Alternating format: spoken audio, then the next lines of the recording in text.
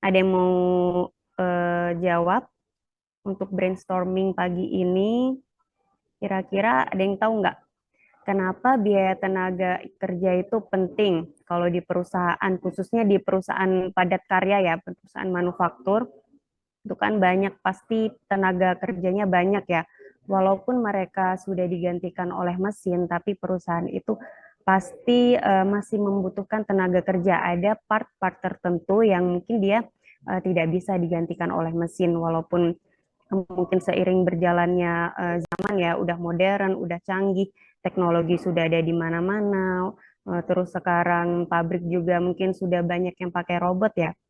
Tapi di sini tenaga kerja itu kan tidak hanya di pabrik. Jadi tenaga kerja itu ada yang dia di bagian pemasaran, kemudian ada di bagian administrasi, kemudian juga ada yang namanya tenaga kerja tidak langsung. Dan tenaga kerja ini perhitungannya sangat kompleks ya. Nah, apa aja tuh? Misalnya kalau yang berkaitan dengan biaya tenaga kerja itu apa aja? Kalau misalnya seorang karyawan atau buruh deh, apa aja tuh biaya tenaga kerja yang mereka dapat? Itu kan ada gaji, kemudian apa lagi? Mereka dapat apa lagi?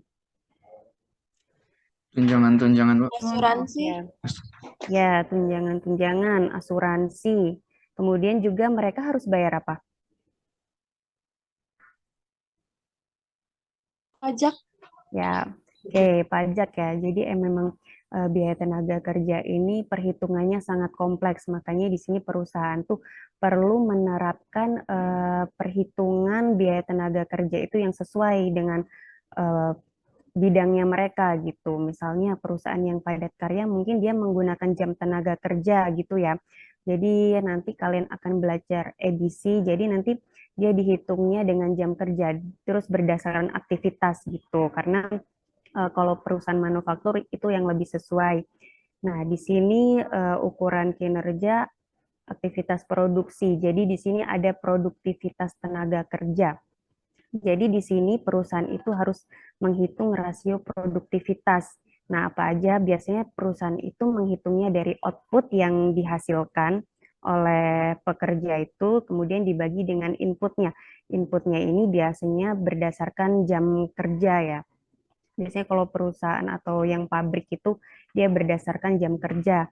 Nah, rasio ini tuh dihitung untuk menentukan nih standar. Jadi tuh perusahaan harus punya standar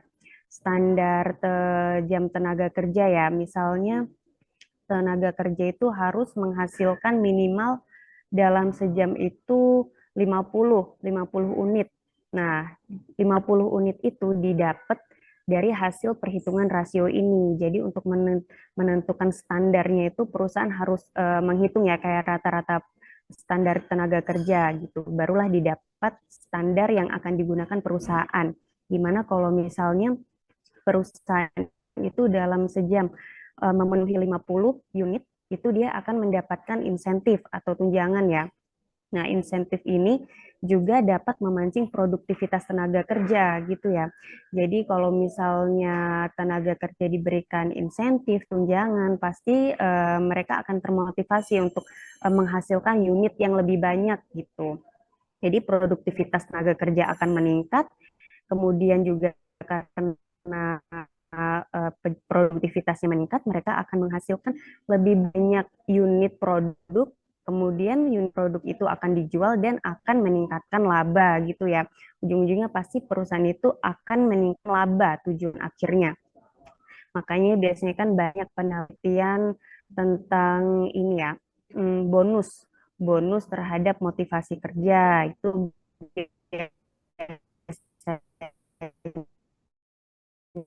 biasanya bisa kalian tuh teliti akuntansi manajemen ya, bisa akuntansi manajemen, bisa akuntansi perilakuan gitu. Nah, di sini ada definisi tenaga kerja. Nah, tenaga kerja ini biasanya ada dua ya.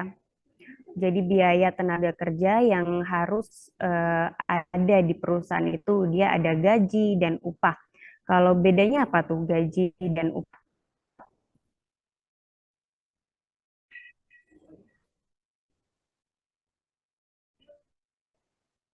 Oke, bedanya gaji dan upah. Kalau upah tidak terikat, Ibu. Kalau menurut saya sih Ya, gaji kalau itu, upah tidak terikat. Oke,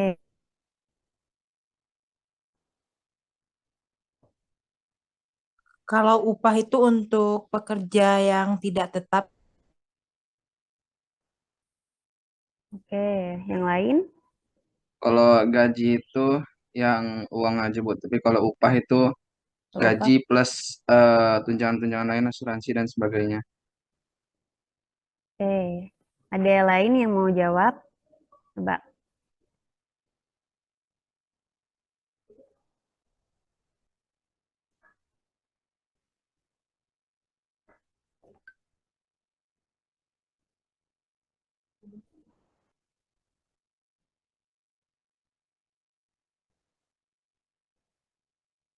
Oke, Adam Putra mana? Adam Putra.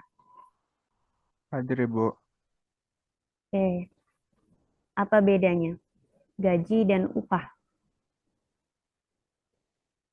Gaji itu ditetapkan sebelum pekerjaannya Ibu. Upahnya kalau upah setelah.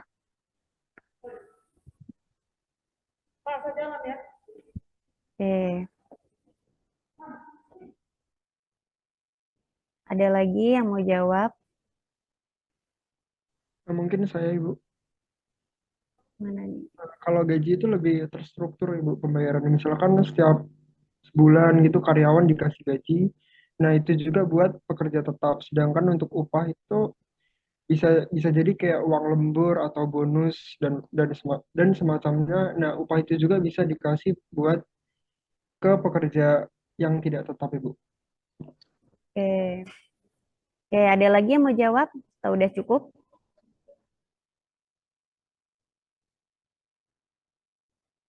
Cukup ya.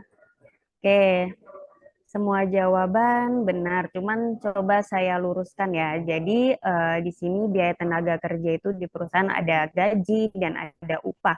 Kalau gaji itu dia sudah ada, memang sudah ada standarnya ya. Misalnya kalau di karyawan baru masuk kan pasti mereka menandatangani kontrak ya. Kontrak itu pasti tertera gaji mereka dan itu sudah tetap, gaji itu sudah tetap, sudah ada. Nah, gaji itu kemudian gaji itu sudah selalu ada jumlahnya. Misalnya gajinya mungkin 5 juta per karyawan gitu ya. Dan itu akan selalu ada gajinya. Kalau upah biasanya dia lebih untuk buruh. Biasanya upah itu untuk buruh yang bekerja dia mungkin dibayarnya per jam atau per hari. Biasanya seperti itu ya kalau upah. Nah, kemudian di dalam biaya tenaga kerja ini pasti banyak komponen-komponennya ya, baik itu tunjangan, kemudian insentif, kemudian untuk pensiun, pensiun ya, iuran-iuran, kemudian juga tenaga kerja itu harus bayar yang namanya pajak. Jadi di sini nanti ada perhitungannya ya, bagaimana perusahaan itu menggaji pekerjanya.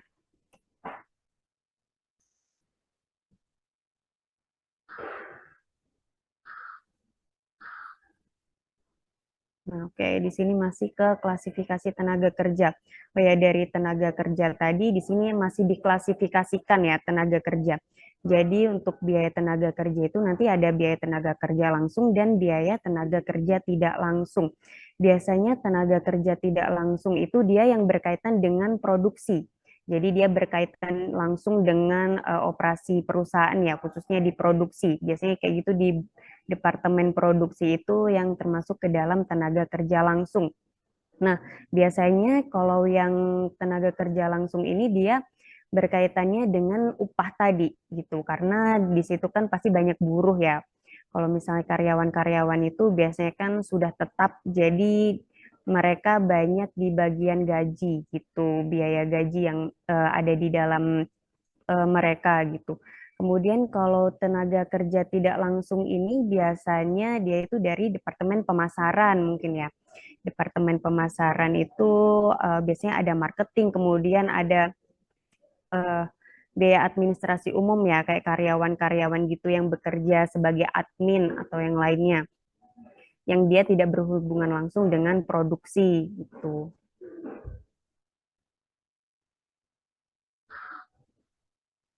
Nah, di sini ada komponen biaya tenaga kerja tadi. Ada gaji dan upah pokok, kemudian ada program insentif. Nah, ini program insentif, kemudian upah lembur. Seperti ini sebenarnya dia diadakan oleh perusahaan itu untuk memotivasi tenaga kerjanya, karena tenaga kerja ini bagian yang sangat penting ya bagi perusahaan. Maka dari itu dalam sistem penggajian pun dia juga harus disesuaikan, karena terkait gaji atau upah ini sangat riskan ya, dia bisa memicu mungkin kalau misalnya tidak sesuai bisa demo, kan banyak ya kasus buruh itu demo. Nah, maka dari itu di sini tuh harus ditekankan. Selain itu juga di sini untuk upah itu sudah diatur ya dalam undang-undang. Jadi memang sudah ada ketentuannya berapa upah di situ agar tidak terjadi mungkin masalah-masalah yang tidak diinginkan seperti yang tadi bentrok antara manajemen dan buruh gitu, karena itu sangat sering terjadi dalam perusahaan, khususnya di perusahaan manufaktur gitu, yang dimana dia padat karya ya. Nah, selain itu di sini ada program pensiun dan ada PPh 21. Oke, kalian sudah dapat belum materi pajak? Pajak 1 udah dapat? Sudah, Ibu. Udah, Bu. Udah ya, oke. Jadi udah ini ya, paham ya cara menghitung PPh 21? Sudah dapat materinya belum? Sudah, Ibu. Sudah, oke. Saya anggap sudah paham semua. Nah, di sini ada program insentif individu. Kalian bisa simak di bukunya karena di sini ilustrasi soalnya ada di buku ya. Rencana unit kerja langsung. Jadi ini bagian program insentif yang paling sederhana. Ini kalau misalnya perusahaan mau menerapkan perhitungan yang seperti ini yang paling sederhana ya, di mana tinggal dikalikan aja. Misalnya di sini kan ada upah yang dijamin 8.000. Kemudian di sini adalah unit yang dihasilkan oleh pekerja gitu, oleh buruh ya, buruh atau pekerja itu di sini standarnya kalau di buku dia harus menghasilkan 40 unit per jam. Jadi kalau di dia 30 unit, 36, 38, kemudian ada juga yang lebih dari 40. Nah, di sini yang kurang dari standar dia tetap akan mendapatkan standar biaya yang dibayar ini ya, upah yang dijamin. Jadi ini adalah seperti fixed cost gitu ya. Dia akan selalu ada, maupun pekerja itu tidak bisa menghasilkan 40 unit gitu, dia tetap mendapatkan sebesar 8.000 ini. Tapi di sini dia tidak bisa mendapatkan insentif gitu. Karena insentif didapatkan apabila perusahaan itu bisa menghasilkan 40 unit. Nah, di sini dia tidak tercapai ya. Insentifnya dia tidak ada, kemudian langsung saja di sini dikalikan, kemudian menghasilkan ini. Jadi di sini ada biaya tenaga kerja per unit, yaitu upah yang diterima per jam dibagi dengan unit yang dihasilkan oleh pekerja. Tuh.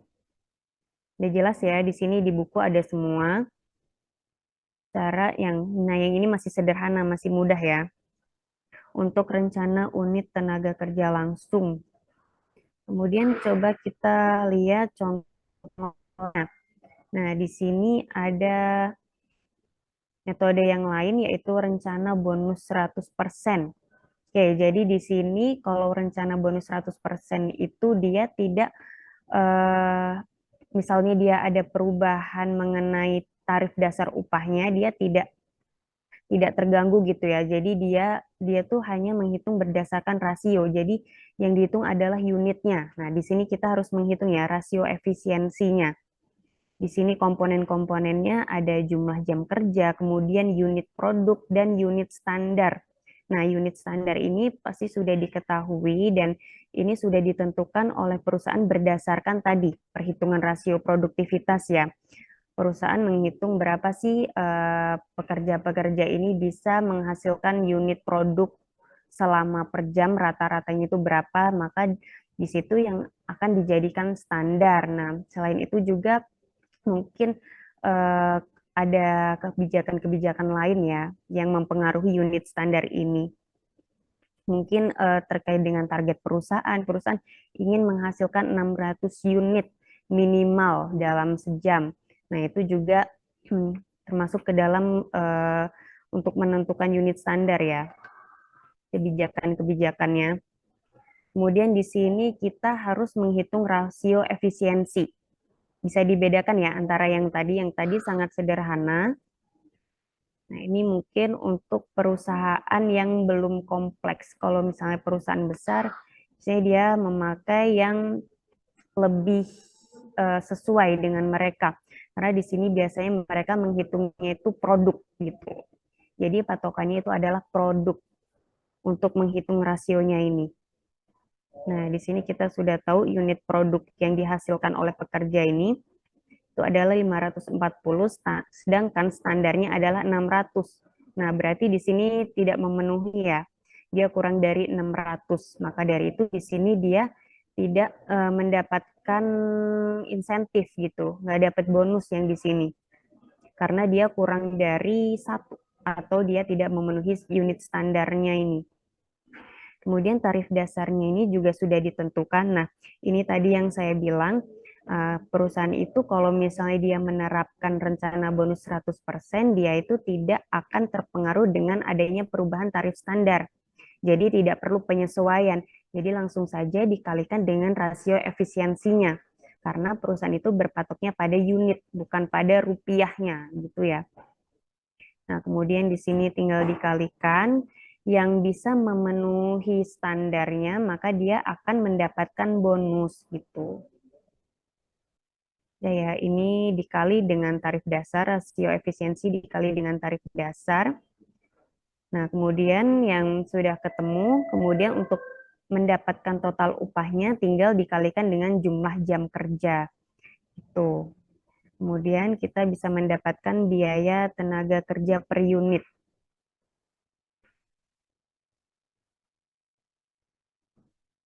Oke. Sudah paham sampai sini bisa diikutin ya?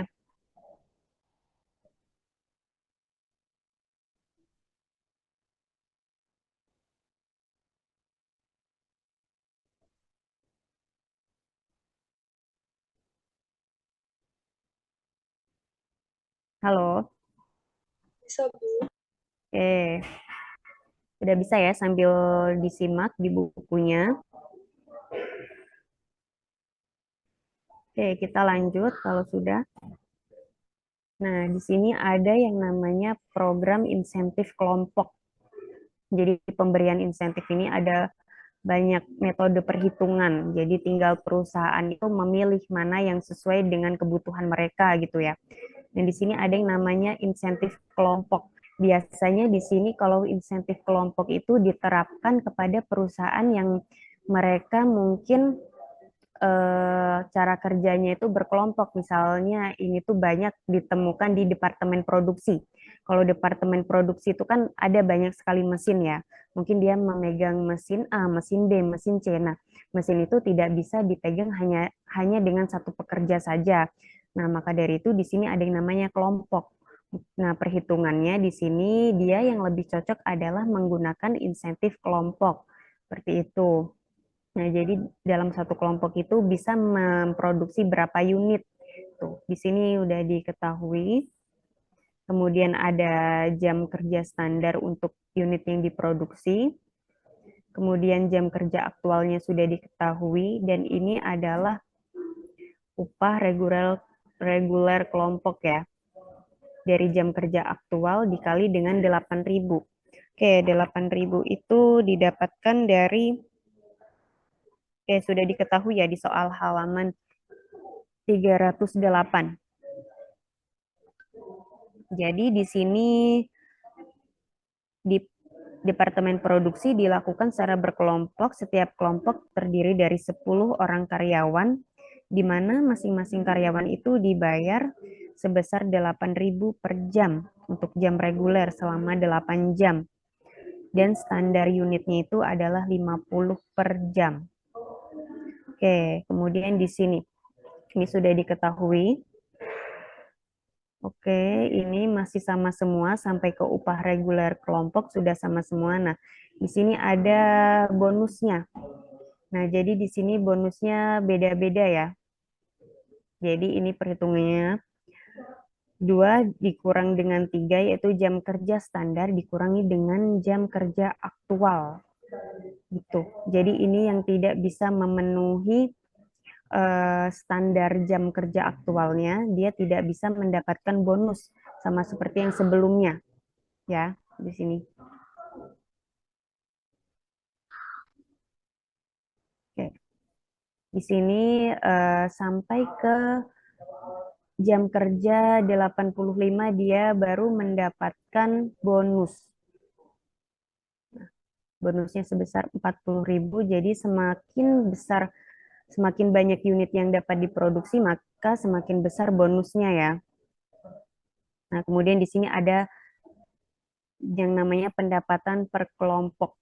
Biasanya nanti pendapatan per kelompok ini mereka akan dibagi lagi per pekerja. Jadi tergantung perusahaan gimana sistem perhitungan penggajiannya, tapi secara umum yang dipakai di dalam industri itu yang seperti ini.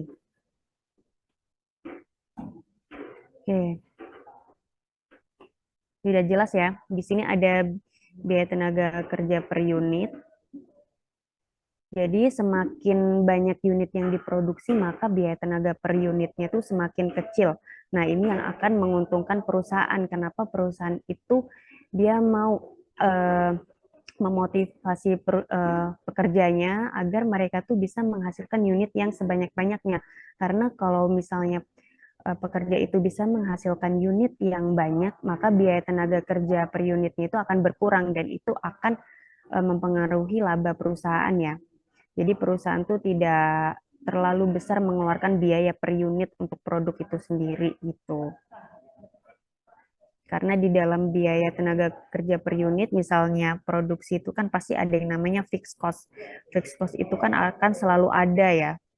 Baik itu perusahaan itu melakukan operasi atau tidak, itu akan selalu ada. Nah, semakin banyak produk yang dapat dihasilkan oleh perusahaan, maka per unitnya semakin rendah. Gitu. Jadi dia tidak akan membuang-buang biaya gitu ya. Nah, kemudian di sini ada yang namanya program insentif organisasi. Oke, mungkin kita bisa lihat ilustrasi di soal.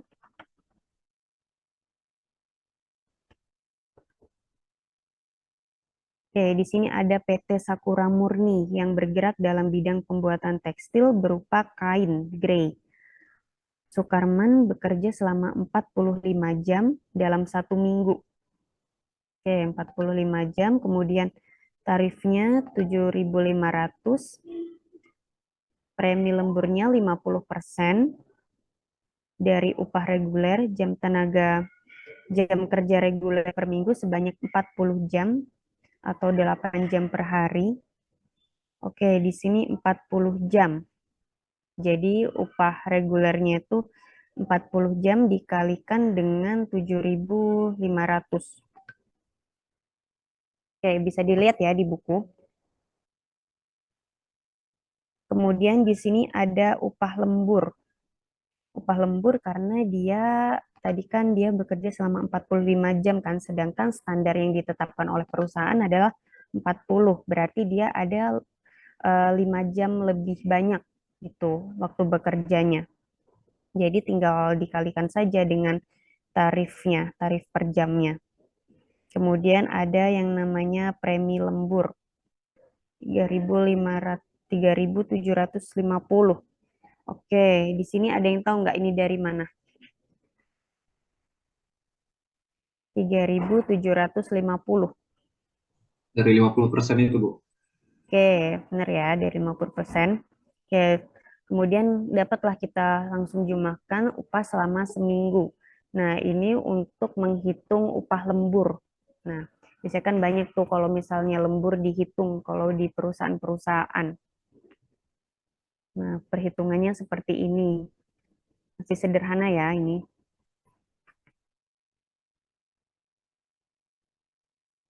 Oke, sudah bisa. Saya diikutin ya.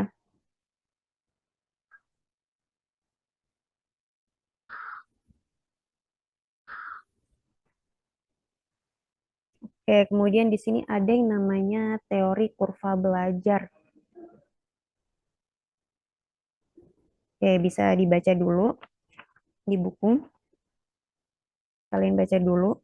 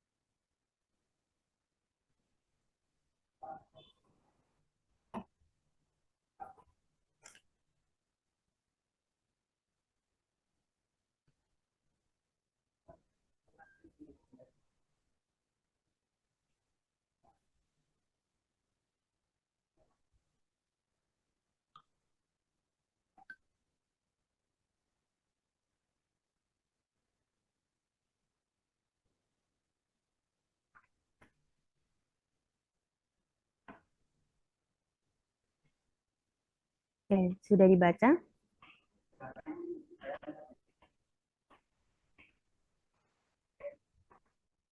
Nanti saya minta ada satu ya yang menjelaskan. Silakan dibaca.